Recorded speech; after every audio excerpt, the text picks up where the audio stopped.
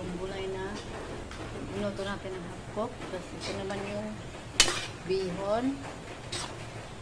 Ito natin lagyan ng maraming parang lang siya, hindi brown. Medyo putla.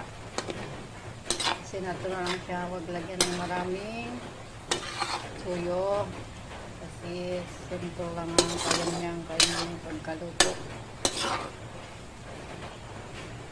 Yan, ilagay na natin yung ating overload gulay. Ayan na siya, guys. Diba? Diba? Kaming sahog. Yan lang siya, guys. Yan. Yan. Ready na to serve. Ayan natin, ha.